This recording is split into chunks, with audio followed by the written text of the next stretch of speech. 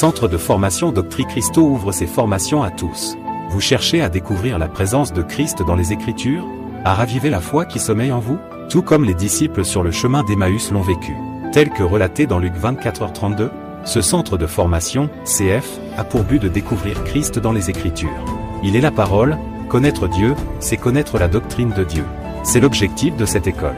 Elle n'est pas destinée à une élite particulière, mais à toutes et à tous qui veulent grandir dans la foi en Christ. Pour chaque âme passionnée par Dieu et sa parole. Notre vision est simple, mais puissante, rassembler l'Église autour des Écritures et former des disciples.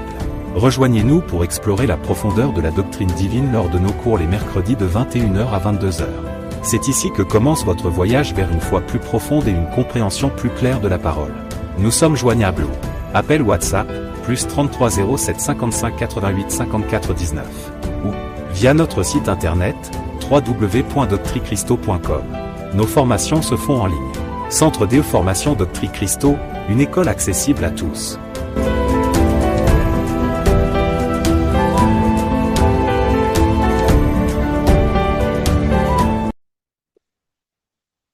Père, nous voulons te bénir pour cette grâce particulière que tu nous accordes encore ce soir de pouvoir étudier ta parole. Merci pour ta présence, qui éclairer les cœurs, les esprits, et surtout que nos cœurs puissent être pleinement transformés par ce que nous allons recevoir et grandir encore une fois de plus, comme tu le permets, chaque mercredi. Merci de bénir ces bien-aimés qui persévèrent dans leur vie de foi. Que ton nom soit béni. Au nom de Jésus. Amen. Amen. Très bien. Aujourd'hui, nous allons aborder un thème nouveau sur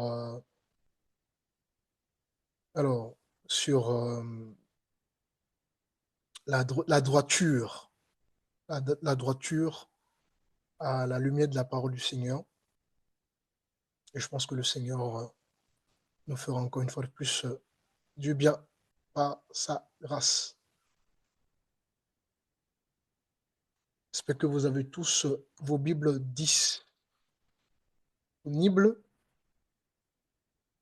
et un cahier ou une feuille pour noter tout ce que nous allons voir ce soir, par la grâce de notre Seigneur.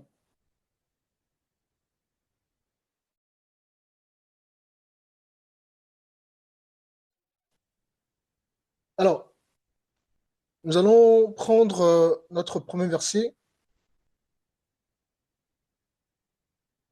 Nous sommes dans le livre de Job, chapitre 1er. Quelqu'un peut me lire le verset 1er.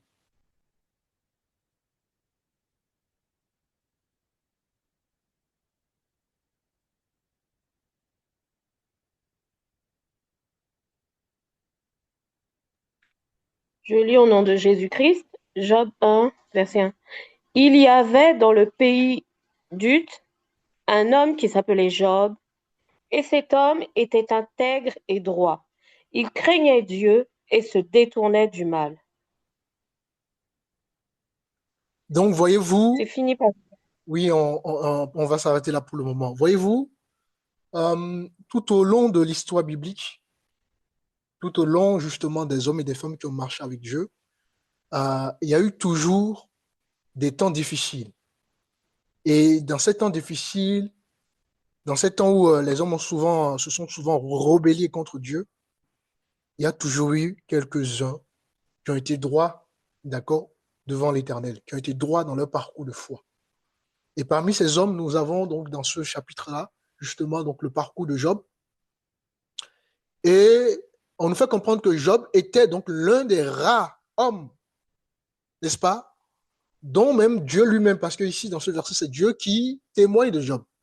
Donc Job était l'un des rares hommes de sa génération, n'est-ce pas, dont Dieu lui-même témoigne la droiture.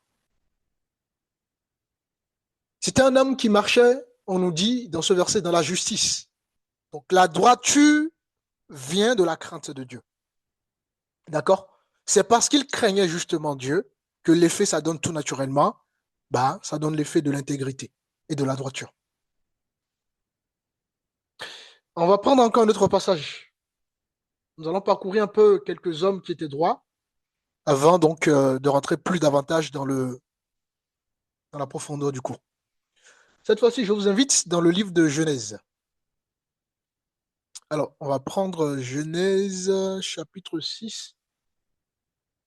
Essayons de voir le verset.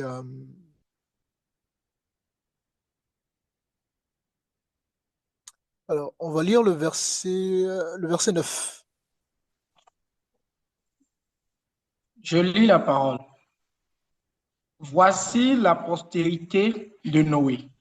Noé était un homme juste et intègre dans son temps. Noé marchait avec Dieu. Voyez-vous, voilà encore un homme dans une époque difficile. Rappelez-vous, les hommes se sont totalement détournés de Dieu, même quand, enfin, un contexte différent par rapport à Job. Ici, le péché avait atteint son paroxysme. Hein, il y avait vraiment une rébellion qui était à son paroxysme. Et les choses que Dieu va établir vont être totalement détournées. L'homme va vouloir véritablement refonder, pardon, le monde. Et dans ce contexte difficile où beaucoup d'hommes, et d'ailleurs c'est après ce contexte-là justement que le jugement du déluge va justement s'abattre contre ce premier monde. Hein. Donc, dans ce contexte-là, un homme va être, nous dit-on dans ce verset, juste et intègre en son temps. En d'autres termes, dans chaque temps, il y a eu toujours des hommes et de façon, comment dirais-je, c'est un nombre très peu, hein, très très peu. Il y a eu toujours un ou quelques hommes qui sont restés justes et intègres dans le temps. Donc là encore, dans le contexte de Genèse chapitre 6, on nous parle donc d'un homme qui s'agit bien évidemment de Noé, qui a marché dans la droiture. La droiture englobe justement la justice et l'intégrité. Et bien évidemment, on est droit, comme on l'a vu dans Job, parce que on va marcher dans la droiture parce qu'on craint Dieu. Si on ne craint pas Dieu, on ne va pas marcher dans la droiture. Donc il faut craindre Dieu pour marcher bien évidemment dans la droiture.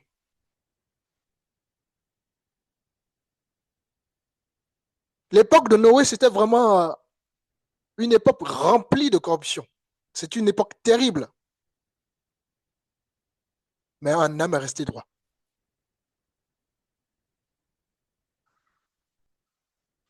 Et ce qu'on peut aussi comprendre dans ce contexte-là, c'est que la droiture, quelque part, se manifeste, surtout quand tout le monde, n'est-ce pas, autour se détourne. Parce que dans l'époque justement de Noé, tous ceux qui étaient autour de lui se sont détournés. Donc il y avait une masse dominante qui se sont détournés de Dieu. Et Noé aurait pu suivre la masse dominante, aurait pu suivre les hommes, aurait pu suivre la tendance, aurait pu suivre ce qu'il se passe. Mais il a choisi d'être droit. Donc la droiture, c'est un choix, parce qu'on craint Dieu. Nous allons prendre encore un autre passage. Cette fois-ci, nous sommes dans le livre... alors, le livre de 1 roi. On va prendre le chapitre 9. Quelqu'un pour me lire à partir du verset 4.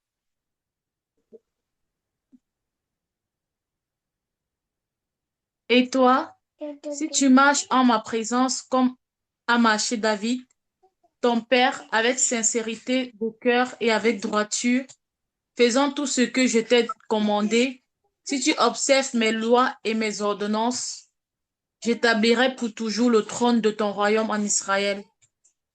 Comme je l'ai déclaré à David, ton père, en disant, tu ne manqueras jamais d'un successeur sur le trône d'Israël. Amen. C'est bon. Donc ici, on voit que Dieu s'adresse à l'un des fils de David, donc Salomon, et Dieu lui dit, si tu marches devant moi comme a marché David, ton père, avec intégrité de cœur et de droiture. Donc, on comprend que mais Dieu témoigne à Salmon, donc le choix, le mode de vie qu'a eu son père. Même si David avait ses faiblesses, David avait un cœur droit devant Dieu. Et pourtant, David, c'était un homme qui avait ses faiblesses, qui était tombé, qui a failli, qui a chuté, qui a mal agi. Mais son cœur était droit devant Dieu. Prenons un autre verset en complément de ça. Cette fois-ci, nous sommes dans le livre de Psaume. On va prendre le chapitre 25.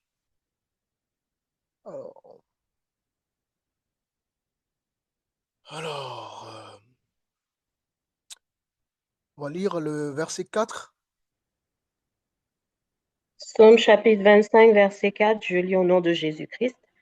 Éternel, fais-moi connaître tes voies, enseigne-moi tes sentiers.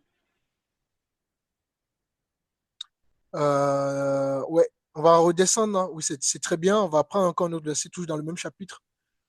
Le verset 21.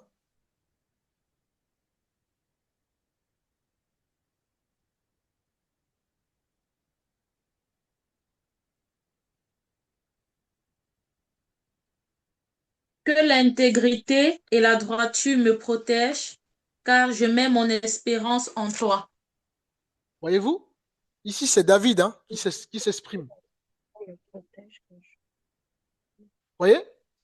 David n'était pas parfait, mais il avait ce cœur-là qui revenait toujours à Dieu.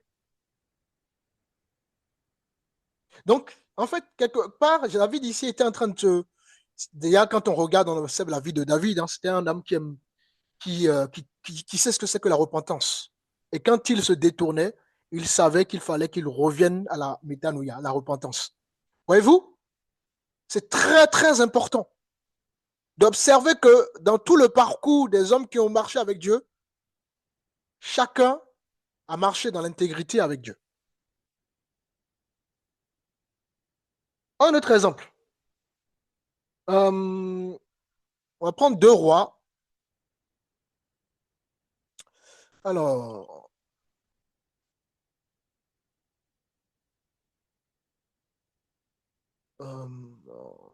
chapitre... Bon, on va prendre le chapitre 18 pour voir. Alors. Ok, le verset 3. 2 rois, chapitre 18, le verset 3.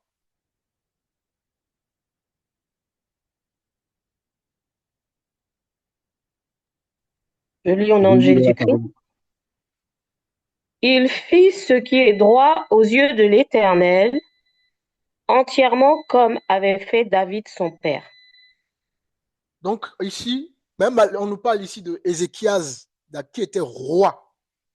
Et malgré son leadership, malgré qu'il avait le pouvoir, la royauté, il est resté droit, d'accord? Même quand il a été élevé, même quand il était au pouvoir, même quand il était à des postes de responsabilité élevés, il est resté droit. Il fit ce qui est droit aux yeux de l'Éternel, entièrement comme qui? Comme avait fait son père. Donc le pouvoir, l'autorité, voyez-vous, ne lui a pas empêché de marcher dans la droiture. Donc la droiture, ce n'est pas simplement une question de ceux qui n'ont pas le pouvoir. Même quand on a le pouvoir, même quand on est à une grande responsabilité, même quand voilà, quand on est bien positionné, on a une fonction importante, même quand on a un statut social très élevé dans la société, on peut et on doit rester dans la droiture.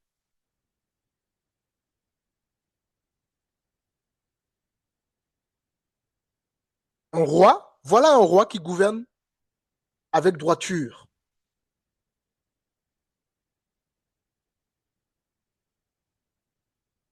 Alors, toujours dans le même chapitre, nous allons prendre le chapitre 22.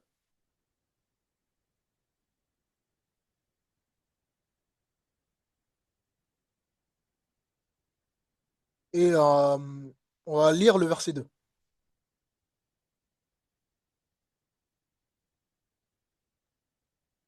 Je lis la parole. Il fit ce qui est droit aux yeux de l'Éternel, et il marcha dans toute la voie de David, son père. Il ne s'en détourna ni à droite ni à gauche. Voilà encore un autre homme qui, pareil, dans son temps, donc on parle ici, c'est Josias, dans son temps, d'accord, donc va marcher justement donc dans la droiture. Et ça, c'est important qu'on comprenne ça. Josias ici incarnait la droiture. Il n'y avait pas de compromission. Donc, à chaque phase, au cours de l'histoire, il y a eu des hommes et des femmes qui ont resté, qui ont marché dans la droiture, quel que soit leur statut social dans la société, que ce soit des rois, des simples hommes, des simples femmes, etc., etc., des serviteurs. Il y a eu donc ces hommes-là qui ont marché dans la droiture. Alors, Daniel.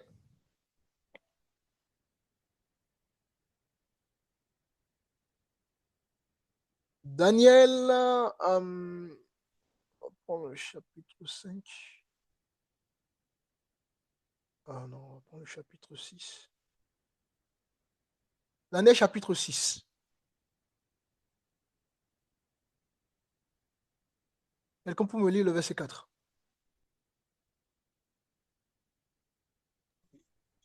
Je lis la parole.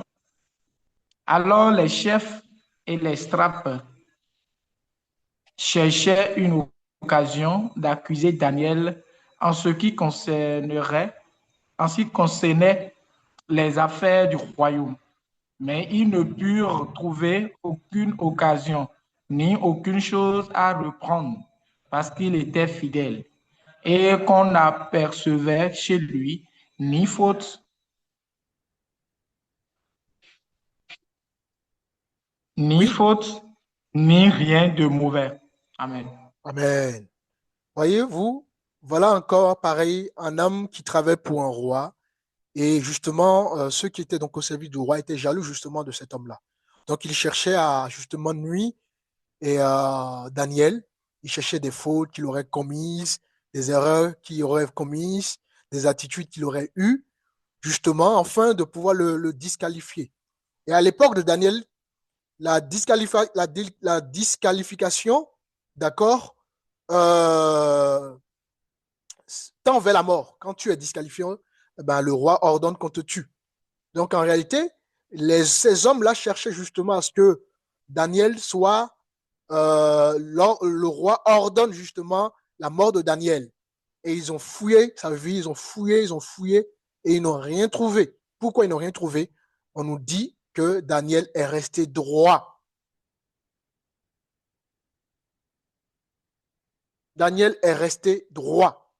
Donc, j'ai voulu prendre quelques exemples déjà, qu'on puisse voir que la droiture, ce n'est pas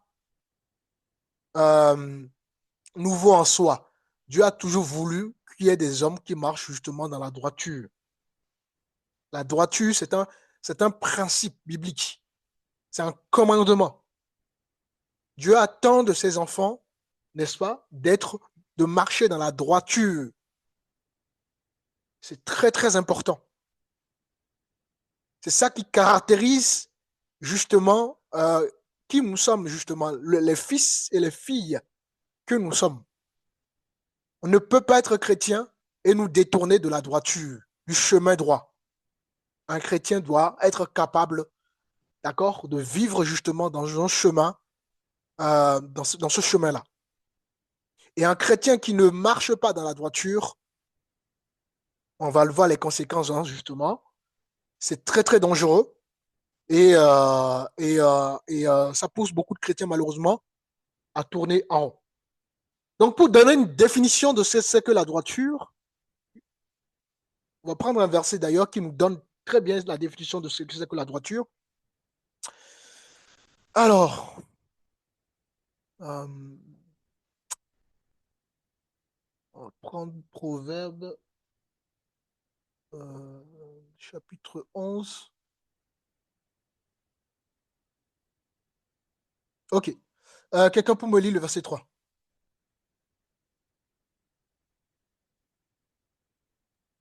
Je lis au nom de Jésus-Christ. Proverbe 11, verset 3. L'intégrité des hommes droits les dirige, mais les détours des perfides causent leur ruine. Très bien. C'est important qu'on ait un regard très profond sur ce verset-là. Donc, pour définir ce que c'est que la droiture, à la lumière donc de ce verset, la droiture est un état d'alignement du cœur. C'est un état d'alignement non seulement du cœur, mais aussi des pensées et aussi de nos actions avec la volonté de Dieu. Je répète, la droiture, c'est un état d'alignement à la fois du cœur, à la fois de nos pensées et à la fois de nos actions avec la volonté ou l'aide de Dieu. Est-ce que cette définition est claire? Ça va. Qu'est-ce que cela signifie concrètement? Cela signifie concrètement que la droiture, c'est une ligne, si vous voulez.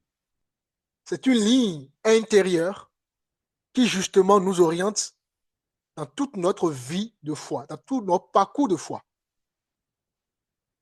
La droiture commence de l'intérieur avant justement d'être visible de l'extérieur. Il faut s'aligner.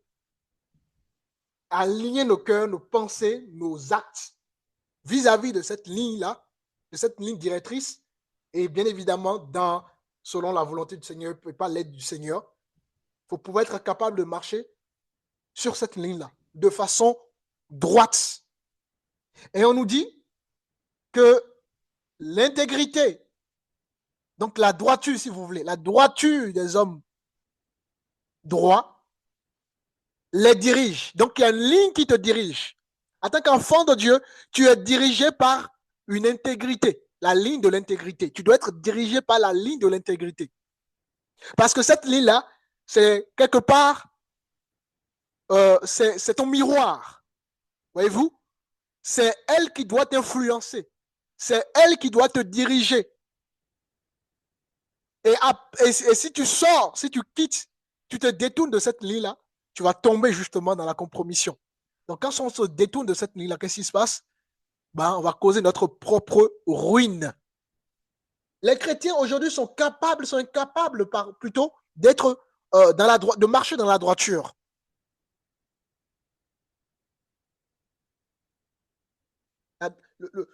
Tu peux te retrouver dans une situation, dans n'importe quelle situation, est-ce que tu serais capable de marcher dans la droiture? Parce que la tentation, elle est énorme.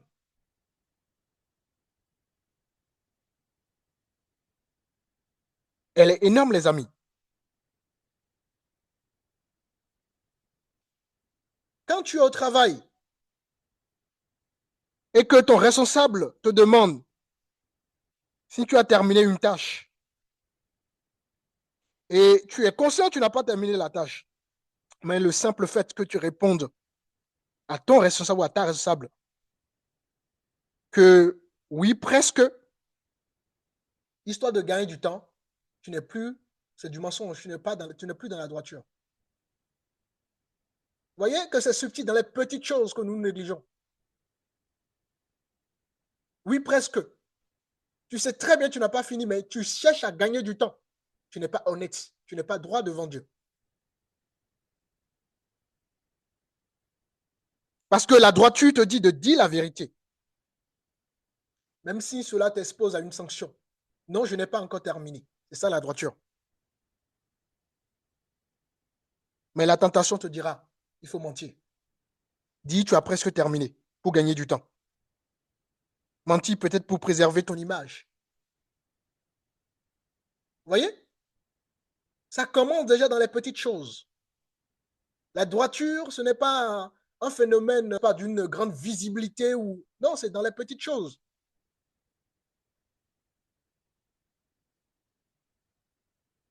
Tu vois une opportunité de gagner de l'argent facilement. Et en contournant peut-être, je ne sais pas, des règles ou je ne sais pas, mais en tout cas, tu trouves une occasion de gagner de l'argent facilement. Quelle que soit, comment ça s'appelle, la manière. Ça peut être une fausse déclaration. Je me rappelle, un ami voulait justement m'amener à faire une fausse déclaration pour gagner de l'argent. Ça peut être un travail non déclaré, parce que la Bible est claire de payer les impôts. Donc, il faut aussi de la déclaration. Ou ça peut être utilisation d'un faux papier. Un chrétien qui utilise un faux papier. Vous voyez, pour travailler, il y a des gens qui vont utiliser le papier de l'autre, même si, voilà, pour travailler. Et ils disent qu'ils sont chrétiens. La droiture, dans ce contexte-là, doit te pousser à être honnête. En revanche, si tu ne veux pas être droit, tu vas tomber dans la tentation. Et la tentation te dira, profite tant que personne ne te voit. C'est ça la tentation. En fait, la droiture, c'est d'abord invisible, c'est d'abord dans le secret. C'est un alignement du cœur, des pensées et des actions avec la volonté de Dieu.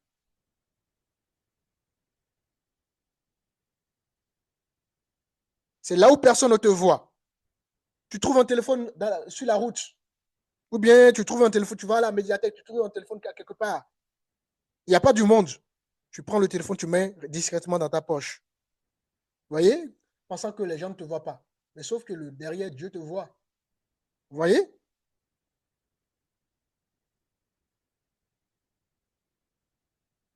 Tu dois rester pur. J'ai vu un téléphone, je dois aller voir donc le responsable de ce centre-là pour signaler justement qu'un téléphone, quelqu'un a égaré son téléphone. C'est ça la droiture. Mais quand tu vas vouloir faire la chose pour dire que personne ne saura, mais Dieu le sait. Et c'est ça justement le piège.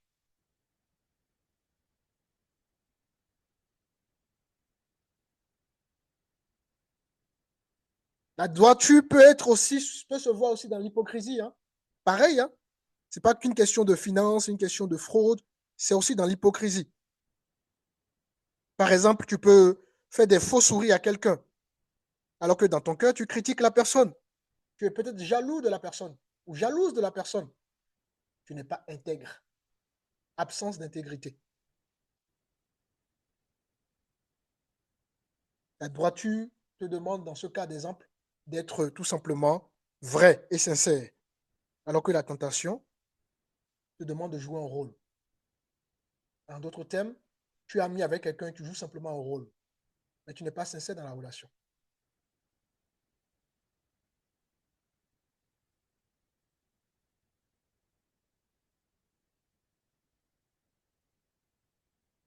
Donc, c'est même dans... Est-ce que nous sommes droits aussi dans nos relations les uns envers les autres? Est-ce que nous sommes droits dans ce cas de figure? En passant des actes frauduleux à un acte, comment dirais-je, plus qu'on va plus banaliser. On va dire, oh, non, la droiture, c'est pas la droiture, c'est plus une question de fraude, c'est plus une question de mensonge. Non, la droiture doit être aussi présente dans nos rapports les uns envers les autres.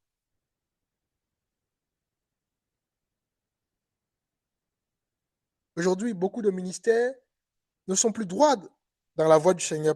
Pourquoi? Parce qu'ils cherchent à se faire connaître, à être connus, à être applaudis. Et en cherchant à être applaudis et à se faire connaître et avoir beaucoup de j'aime, beaucoup d'abonnés, toutes ces choses-là, ben, ils vont plus servir le Seigneur convenablement. Donc, on va servir pour être vu. Nous sommes dans Matthieu chapitre 6. Regardez ce que la Bible dit.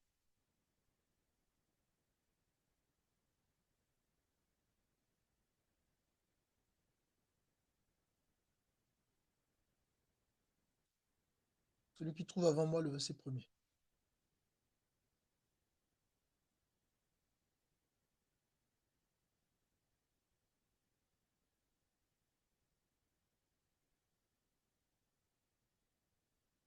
Matthieu chapitre 6, verset premier. Je lis au nom de Jésus-Christ. Regardez-vous, pardon, excuse-moi. Gardez-vous de pratiquer votre justice devant les hommes pour être vus. Autrement, vous n'aurez point de récompense auprès de votre Père qui est dans les cieux.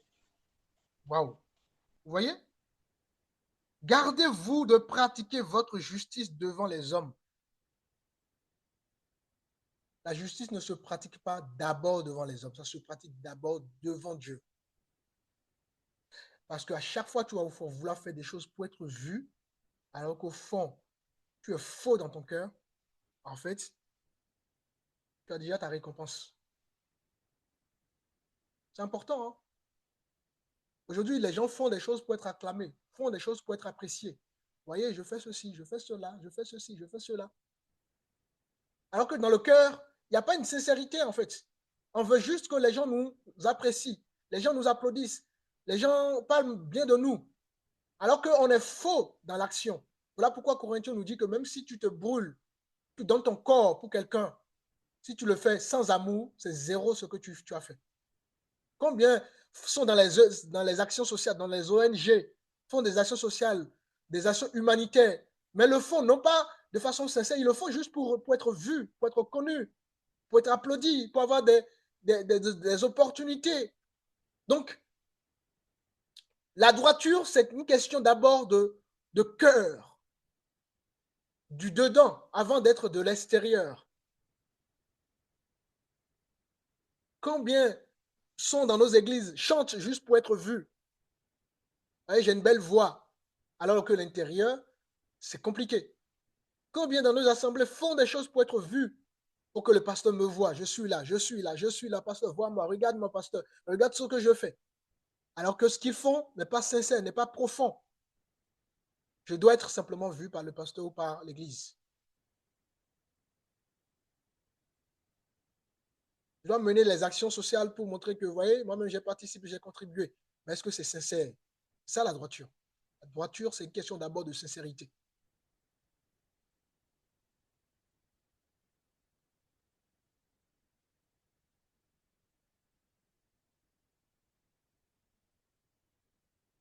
Vous voyez, tel frère a fait ci, je suis parti l'aider. Tu n'es pas obligé de le dire. Ce que tu fais avec le frère, c'est secret.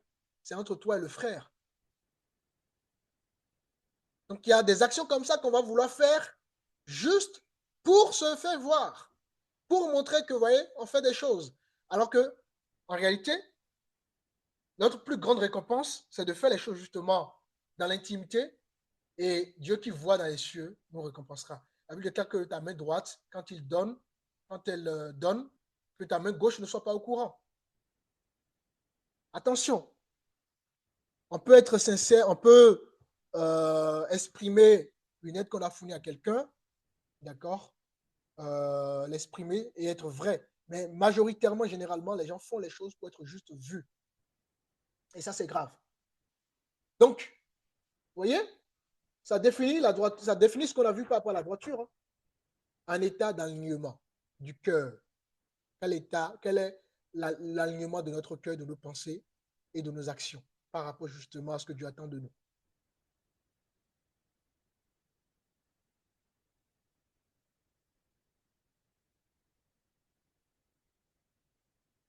Donc, à la lumière donc, de tout ça, on comprend que la droiture n'est pas simplement limitée, n'est-ce pas, à une simple morale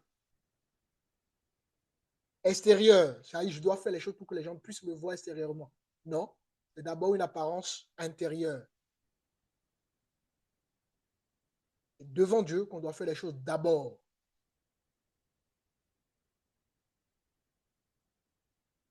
La droiture, dans son essence, c'est un alignement intérieur avec Dieu. Et ensuite, une fois que je suis vrai avec Dieu, forcément, ça se verra extérieurement parlant.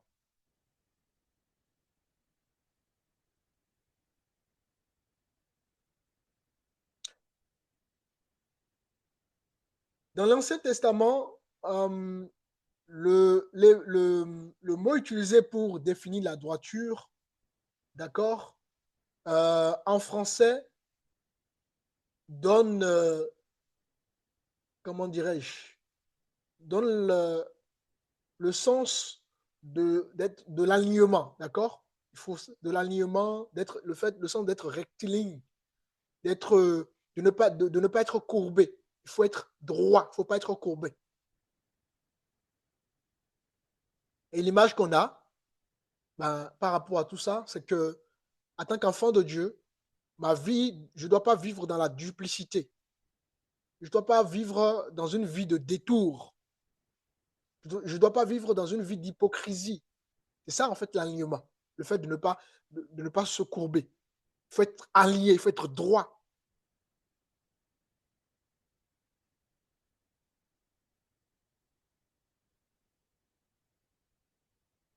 Notre vie de foi ne doit pas être tordue avec Dieu. Notre vie de foi ne doit pas être manipulée. Pas une double vie où on est quelqu'un d'autre à l'église et dans la semaine, on est quelqu'un d'autre. Au travail, on est quelqu'un d'autre. Avec nos amis, on est quelqu'un d'autre. Mais quand on se retrouve entre frères, hop, on est quelqu'un d'autre. Non. La même personne que tu es à l'église, tu dois l'être à la fois chez toi, avec les amis, au travail, partout où tu es. C'est ça, être droit. Ne pas vivre dans une double vie. Il faut être droit devant Dieu. D'abord. Et là où tes frères et les sœurs ne sont pas ton pasteur, n'est pas, Dieu est là et Dieu observe. Et la nouvelle alliance prend même si le terme grec est différent dans la prononciation que le terme hébreu, mais c'est le même principe, c'est la même signification. Il faut être droit, il faut être direct, sans détour. Donc, vous voyez que l'Ancien Testament et le Nouveau Testament sont d'accord sur le fait d'être droit, d'être aligné, de vivre une vie sans détour. Regardez, nous sommes dans Actes. Acte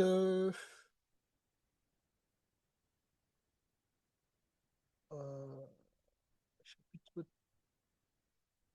13.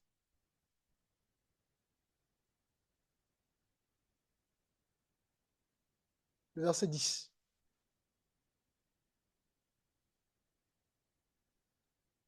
Je n'ai pas écouté acte combien? Acte 13, le verset 10.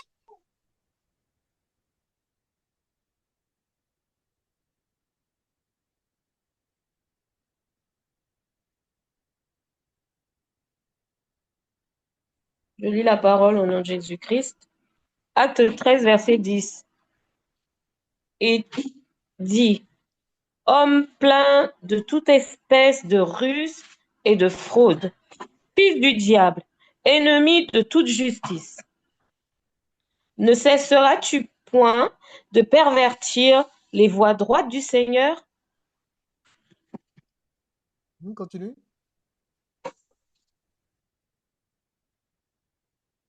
Continue. Verset 11. Maintenant, voici, la main du Seigneur est sur toi. Tu seras aveugle, et pour un temps, tu ne verras pas le soleil. Aussitôt, l'obscurité et les ténèbres tombèrent sur lui, et il cherchait en tâtonnant des personnes pour le guider. Voilà, vous voyez la conséquence qui est tombée sur cet homme qui a voulu justement pervertir les voies droites du Seigneur. Dieu ne cautionne pas justement des gens qui ne sont pas droits.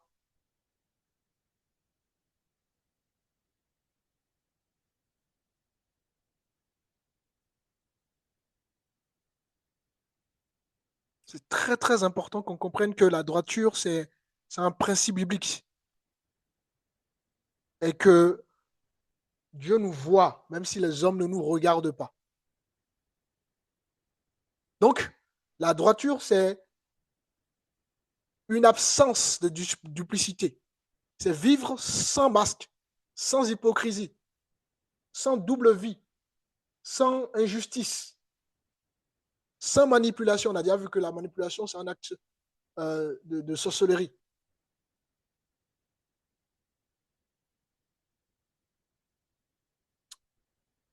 Reprenons Proverbe chapitre 11 de tout à l'heure.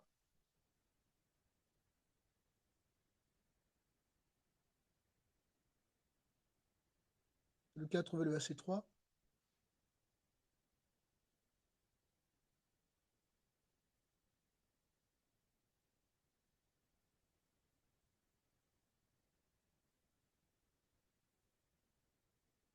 Proverbe 11, verset 3.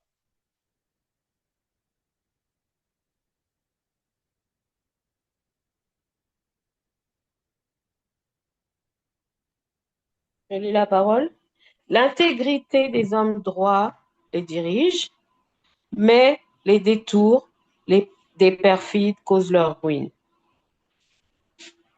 Donc, quand on est droit devant le Seigneur, on est dirigé. Dieu vraiment a sa main sur nos vies, pleinement sur nos vies. En revanche, quand on se détourne, ben, on court vers notre propre ruine. Et cet homme, dans Actes qu'on vient de lire, parce qu'il n'a pas voulu être droit devant Dieu, ben, voilà, ses actions l'ont conduit à justement à être ruiné. La conséquence qui a été donc prononcée sur cet homme-là, c'était donc l'aveuglement.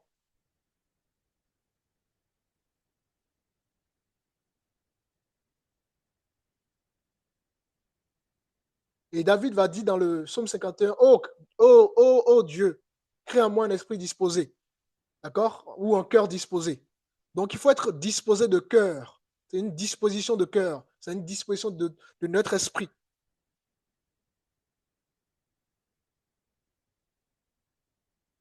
Et Samuel 16, Dieu nous dira qu'il regarde, que l'homme regarde à l'apparence, mais que lui regarde au cœur. Donc la première chose que Dieu veut de nous d'abord, c'est pas ce qu'on fait de façon apparente, c'est d'abord notre cœur.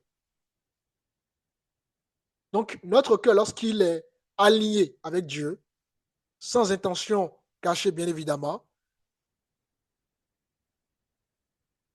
nous pouvons donc dire que nous marchons dans la droiture du Seigneur. Il y a des gens qui paraissent droits dans la vie extérieurement parlant. Mais quand leur cœur est rempli tellement de calculs, tu veux te marier, mais tu es dans les calculs, à tes ambitions personnelles, ouais, le cœur, il y a des calculs. Je me mets avec cet homme parce que voilà, il a les moyens. Avec lui, je vais pouvoir réaliser mes projets. Ça, ce n'est pas de la droiture, ça. Je viens à l'église pour montrer au pasteur que j'aime le Seigneur, alors que ton cœur ne veut pas. Ce n'est pas de la droiture, ça.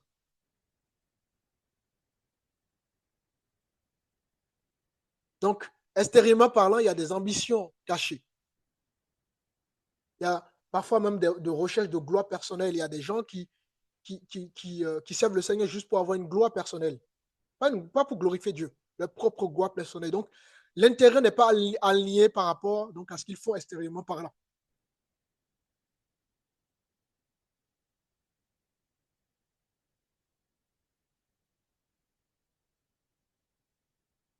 Donc, le premier principe qui nous permet de savoir si nous sommes droits, et d'ailleurs, on va d'abord prendre Luc, on va lire Luc. Luc 16, le verset 15. Hop.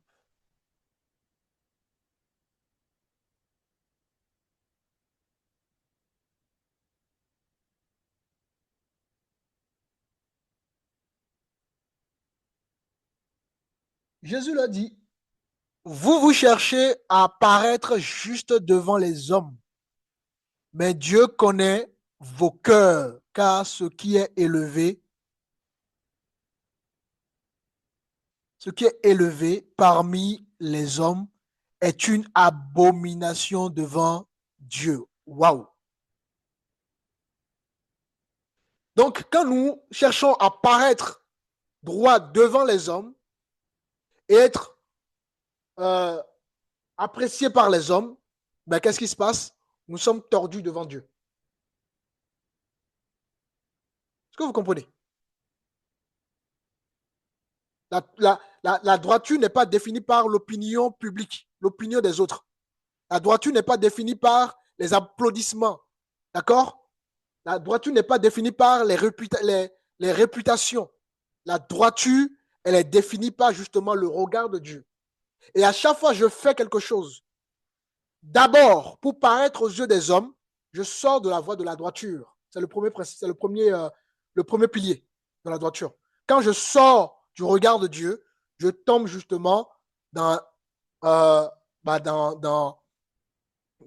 tout ce qui ne caractérise pas justement la droiture. Vous voyez, on nous dit ici clairement que alors,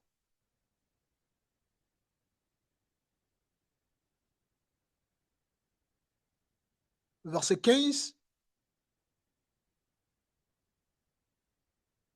Jésus l'a dit, vous cherchez à paraître juste devant les hommes. Combien de personnes cherchent à paraître juste devant les hommes et ils sont disqualifiés devant Dieu? Mais Dieu connaît vos cœurs. Donc, on ne peut pas mentir devant Dieu. Voyez-vous? Dieu connaît vos cœurs, car ce qui est élevé parmi les hommes, d'accord, est une abomination. Donc, à chaque fois que nous allons vouloir chercher l'applaudissement, la gloire, la justification des hommes, ben, nous allons tomber dans l'abomination devant Dieu. D'accord? Ça va? Amen, amen. Amen. Amen. Et Amen. quand vous allez vouloir marcher dans la droiture, d'abord devant Dieu, avant de paraître devant les hommes, il y a des choses pour lesquelles il faut être prêt. La première chose pour laquelle il faut être prêt, d'accord, c'est que vous allez être seul. Vous risquez d'être souvent seul.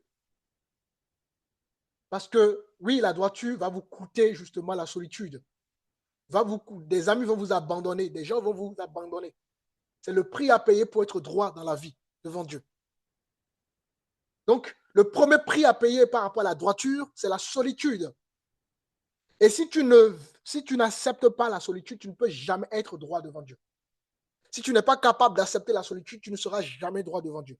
Si tu n'es pas capable d'accepter qu'un ami que tu aimes profondément, d'accord, t'abandonne parce qu'il trouve que tu es trop droit ou droit dans ta vie, eh ben, tu ne peux pas être droit.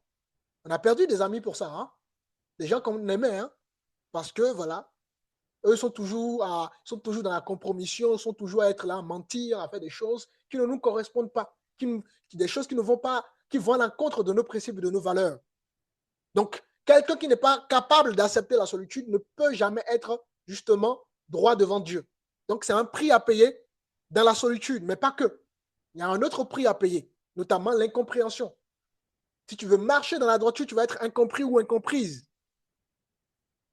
Et si tu cherches à ce que les gens te comprennent, à avoir la validation de tout le monde, que tout le monde soit d'accord avec toi, tu ne seras jamais, mon frère, ma soeur, ou tu ne marcheras jamais dans la droiture. Donc, deuxième prix à payer, l'incompréhension. Et l'incompréhension peut venir de tes propres parents, de tes propres frères et sœurs, des gens proches de toi. La droiture te coûtera également le rejet. Bon, de toute façon, quand on parle, de toute façon, si tu es seul quelque part, c'est dire le rejet. Hein? La droiture te coûtera le rejet. Parce que, en tant qu'un homme droit, si tu fais le choix de marcher dans la droiture devant Dieu, tu vas refuser justement les compromissions.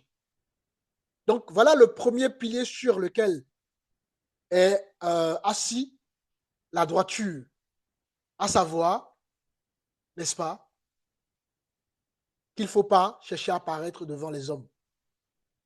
Il faut chercher à apparaître devant Dieu d'abord. c'est ce que Dieu dit sur moi qui est important. D'abord, maintenant, n'attends pas à ce que Dieu dit de toi, les hommes soient d'accord. Et tant que Dieu est d'accord, peu importe les désaccords des hommes, tu continues ton chemin en acceptant le prix de la solitude, le prix de l'incompréhension, le prix du rejet par rapport à ce premier pilier. Est-ce que ça va? Amen, ça va. Deuxième pilier sur lequel est assise la droiture, voyez-vous, c'est, on va prendre un verset pour ça, nous sommes dans Proverbe. Alors, le livre de Psaume. Proverbe chapitre 4. Quelqu'un peut me lire alors, le verset 25 et aussi jusqu'au verset 27. Le Proverbe chapitre 4, je vais mettre la Bible sur l'écran comme je faisais tout à l'heure.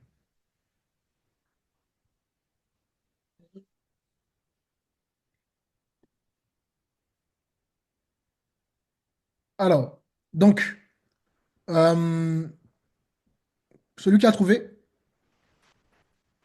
Oui. Que Proverbe 4, tes 25. yeux regardent bien en face et que tes paupières se dirigent droit devant toi. Fais une route droite pour tes pieds et que toutes tes voies soient bien sûres. Ne dévie ni à droite ni à gauche et détourne ton pied du mal. Amen. donc vous voyez que ici, la droiture, le deuxième pilier, c'est que la droiture exclut justement la compromission. On a vu le premier pilier, hein. Il ne faut pas chercher donc à apparaître devant les hommes d'abord, c'est d'abord devant Dieu. D'accord? Et donc, deuxième pilier, il faut exclure, ça exclut justement tout ce qui est compromission. Un homme droit refuse justement de tordre la vérité. Combien de serviteurs aujourd'hui ont tordu la vérité juste pour avoir des vues, juste pour avoir des acclamations? Quand on veut marcher dans la droiture, on ne tord pas la vérité biblique. On ne tord pas les choses, on ne justifie pas. On ne se justifie pas. Notre yeux doit regarder en face la ligne directrice qui est à l'intérieur de nous, le chemin qui est placé à l'intérieur de nous. Et on nous dit de ne pas nous détourner ni à droite ni à gauche. Donc la droiture, c'est refuser, d'accord, les raccourcis. Combien de chrétiens sont tombés dans les raccourcis pour atteindre un objectif? Ils ont dit, ah, c'est pas grave, de toute façon, une fois je vais réussir, je vais demander pardon au Seigneur. Donc, c'est de la préméditation. Et la préméditation, Dieu ne pardonne pas la préméditation. Tout ce qui est intentionnel n'est pas pardonné. Parce que Dieu sonde les cœurs, il connaît. Il sait qui est sincère quand on demande pardon, il sait que si on l'a prémédité ou pas. Le pardon le pardon que Dieu donne, c'est le pardon par rapport au péché qui n'est pas prémédité.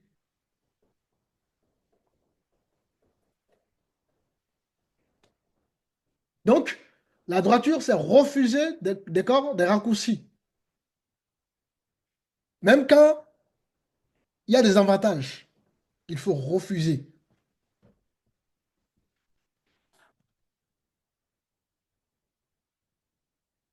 Combien de chrétiens aujourd'hui sont tombés dans les raccourcis?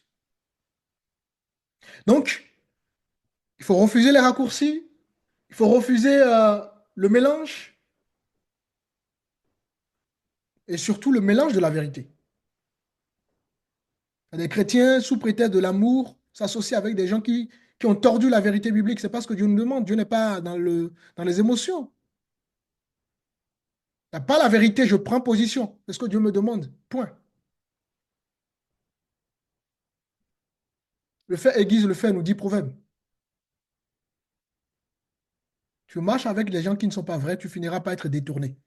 Il n'y a pas de, il y a pas de, il y a pas de magie, hein. Tu finiras par être détourné. Ça commence subtilement déjà, dans ta façon de parler, de raisonner. Et c'est comme ça que tu vas poser des actes. Parce que le fait aiguise le fait.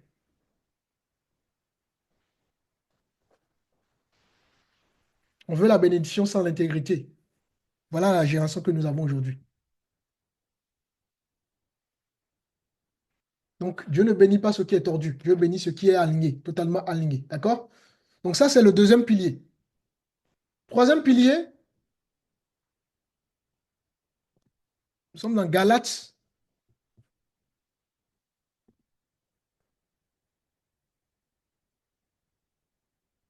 euh, Celui qui a trouvé Galates chapitre 5, verset 17, je crois.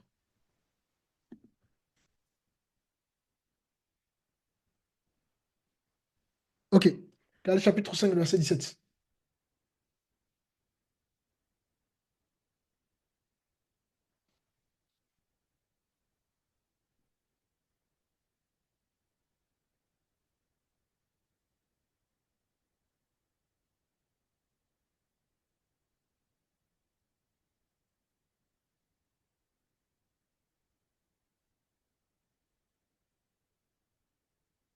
Je lis la parole. Galates 5, verset 17. Car la chair a des désirs contraires à ceux de l'esprit, et l'esprit en a de contraires à ceux de la chair. Ils sont opposés entre eux, afin que vous ne fassiez point ce que vous voudriez. Donc, euh, on est au niveau du troisième pilier. Il y a une guerre intérieure. Une guerre intérieure. Donc, la droiture impose une guerre intérieure de nous. Marcher dans la droiture demande un combat, d'accord? Un combat constant à l'intérieur de nous.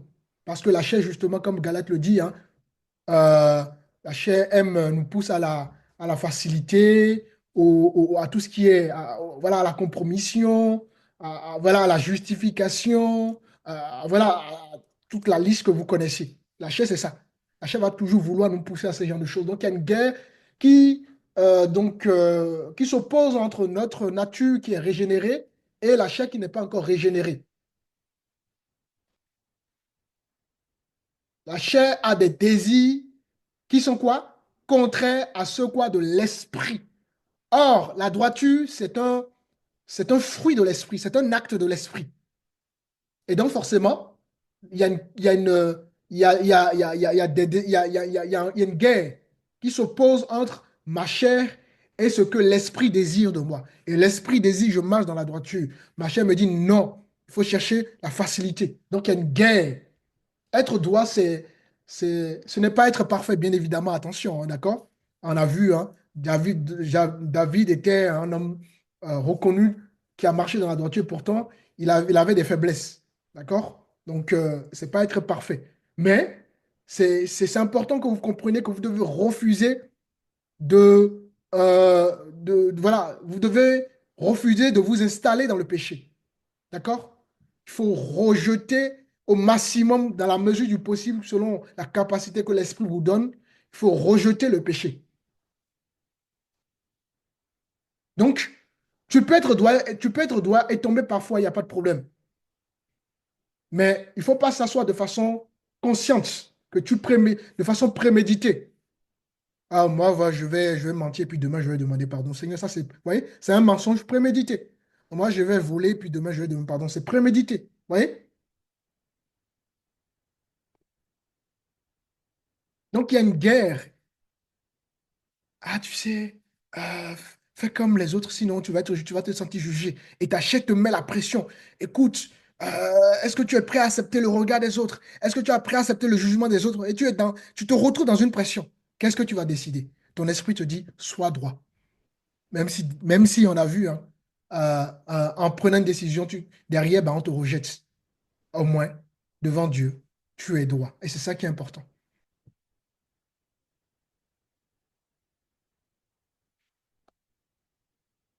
Donc voilà, de façon grosso modo, les trois piliers. Le premier pilier, d'accord? Il faut être droit devant Dieu et non devant les hommes. Il faut prendre conscience que d'abord Dieu qui valide, et ensuite les hommes. Dieu peut valider, les hommes peut rejeter. Dieu peut valider, les hommes valident également. Mais n'attendons pas forcément que les hommes valident tant que Dieu a validé. Fais les choses toujours pour Dieu, devant Dieu, l'approbation de Dieu, toujours. Et ensuite, deuxième pilier sur lequel donc la droiture est assise, c'est qu'il y a une guerre intérieure, d'accord? Il faut s'attendre à cette guerre-là. C'est normal la guerre intérieure qu'on peut ressentir quand on veut prendre, quand on est droit devant Dieu.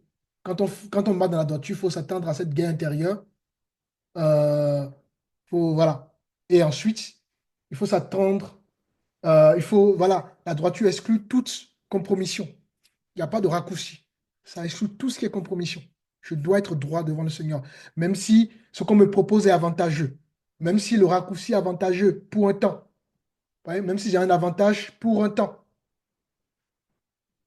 Je dois choisir d'être droit devant le Seigneur. Et nous avons un exemple parfait pour cela. On va voir un exemple parfait. Bien évidemment, vous le savez, c'est notre Seigneur qui incarne cet exemple parfait. Et ensuite, nous allons voir quelques dangers de cela, et puis on va clôturer. Nous sommes dans Hébreu. Hébreu chapitre 1, celui qui a trouvé le verset 9.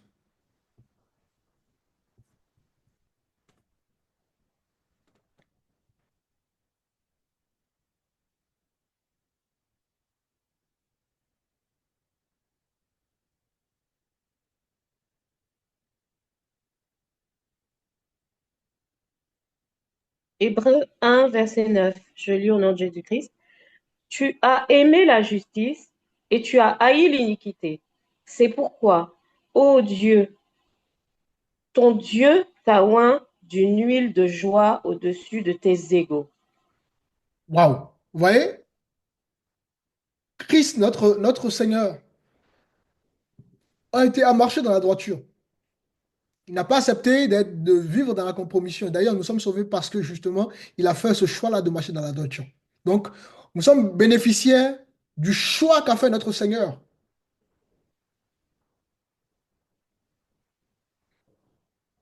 Il a aimé la justice.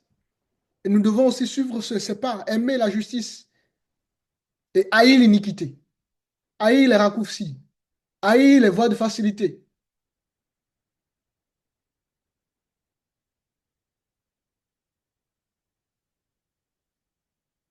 Et résultat, vous voyez la bénédiction derrière. Parfois, nous demandons des choses à Dieu et Dieu ne nous bénit pas simplement parce que nous ne sommes pas droits devant Dieu. Tout simplement. Parfois, il ne faut pas chercher matin, midi, soir. Il y a des choses qui traînent, qui n'arrivent pas dans notre vie parce qu'on manque justement de cette droiture-là. On va voir quelques conséquences. Il y a des dangers, hein. Lorsqu'il y a une absence de droiture, il y a des dangers par rapport à tout ça. Et le premier danger par rapport à ça, c'est qu'on aura une vie instable. Il n'y aura pas de stabilité. Rappelez-vous, Jacques le dira, hein. Jacques dira que celui qui n'est pas, si vous voulez, on peut prendre celui qui est instable, ne peut rien recevoir de Dieu. Et voilà pourquoi nous ne recevons pas souvent de Dieu, parce que on n'est pas stable devant Dieu. On n'est pas droit, tout simplement, devant Dieu. On va prendre l'épître de Jacques, chapitre 1.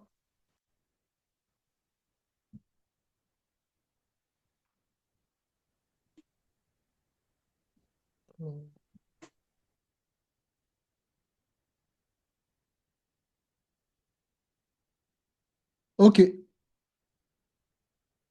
Prends même à partir du verset 5. D'accord? Je lis la parole.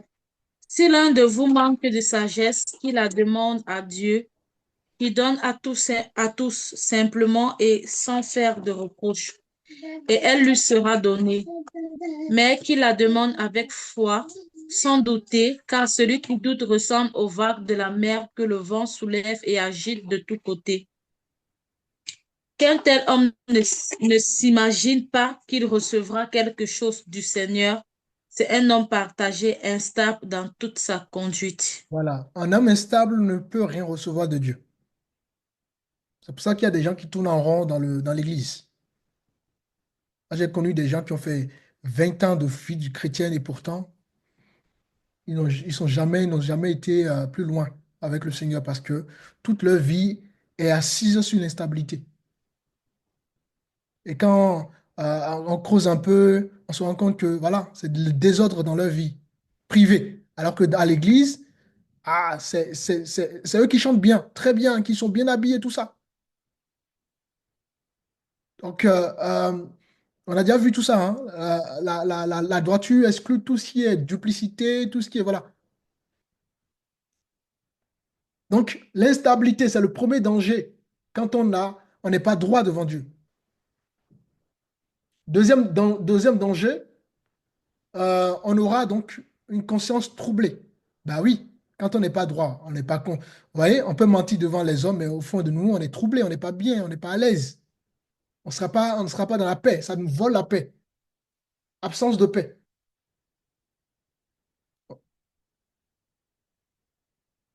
Donc, l'esprit est troublé.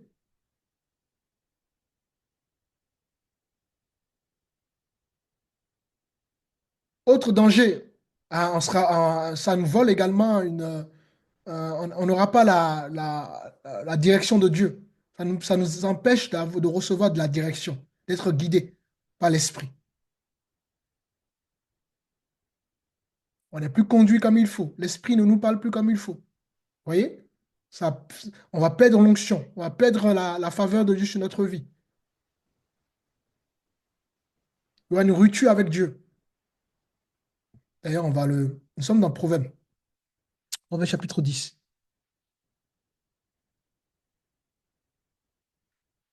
Alors, n'importe quoi. Alors, au chapitre 10, euh, celui qui a trouvé le verset 9. Ok. Verset 9. Celui qui marche dans l'intégrité marche en sécurité, mais celui qui emprunte des voies tortueuses sera découvert. Vous voyez? La Bible ne peut pas être plus claire que ça. Il y a des choses, souvent il y a des prières inutiles qu'on ne doit même plus faire. Il y a des choses naturellement qui attirent des bénédictions sur notre vie. Naturellement, on n'a même pas besoin de prier à cause de notre vie, parce que notre vie est un parfum de bonne odeur devant Dieu. Celui qui marche dans l'intégrité marche en sécurité. Le manque de droiture finit toujours par être exposé.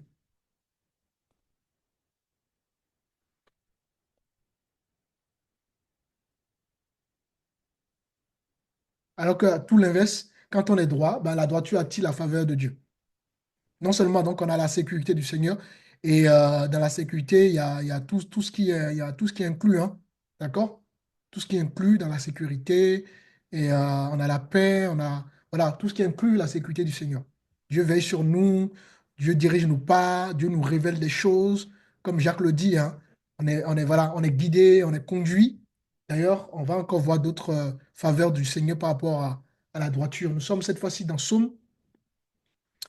euh, Ok, le chapitre 84. Car l'Éternel Dieu est un soleil et un bouclier. L'Éternel donne la grâce et la gloire. Il ne refuse rien. Il ne refuse aucun bien à ceux qui marchent dans l'intégrité. Waouh, waouh, waouh, waouh, waouh, waouh. Je ne sais pas si vous vous rendez compte là.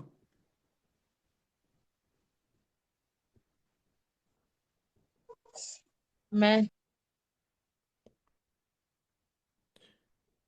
Je ne sais pas si vous vous rendez compte de tout ce qui est donc tout ce qui se découle de l'intégrité.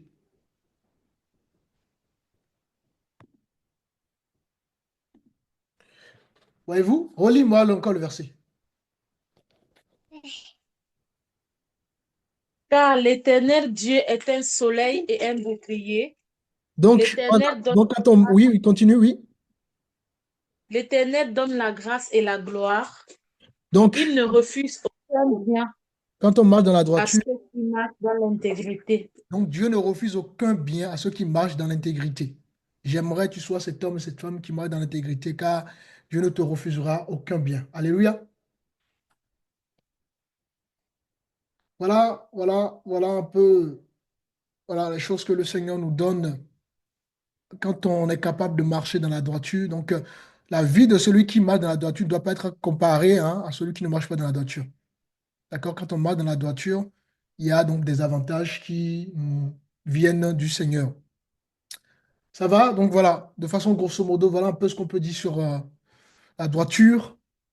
Vous aurez compris, la droiture est une vie sans détour, bien évidemment, hein. Et j'aime beaucoup le livre de Psaume 184 qu'on a pris, que Dieu nous dit qu'il ne nous refuse rien. À ceux qui marchent dans la droiture, relis-moi encore ce verset, Raïssa, Raïssa. J'aime beaucoup ce verset-là. Je me rappelle, à une fille, L'Éternel ce verset-là, je Dieu, l'avais constamment sur moi. Oui.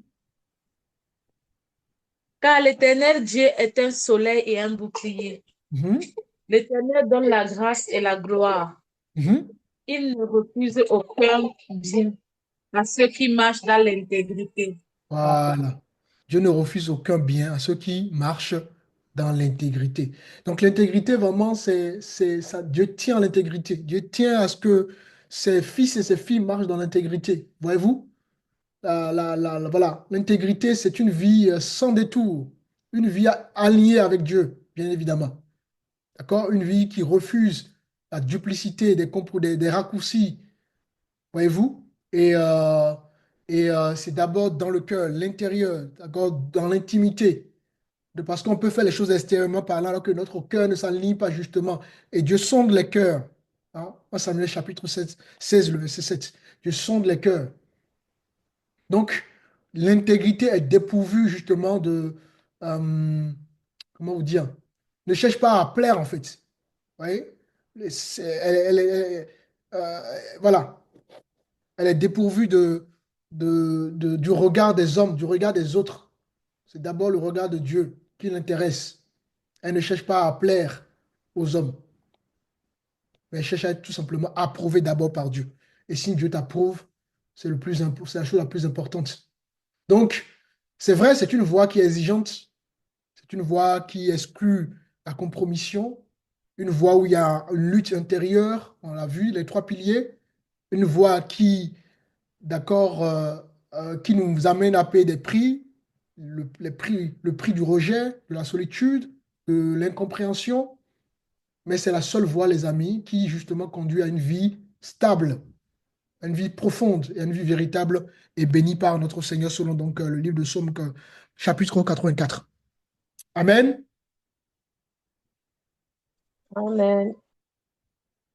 Gloire à Amen. Dieu. Avant de vous laisser les commentaires et vos questions, s'il y a des questions, bien évidemment. Euh,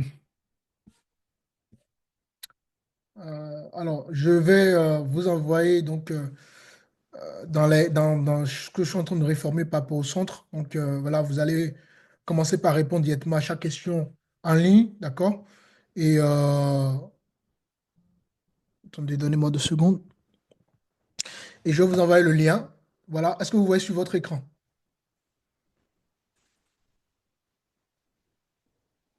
Vous voyez sur l'écran?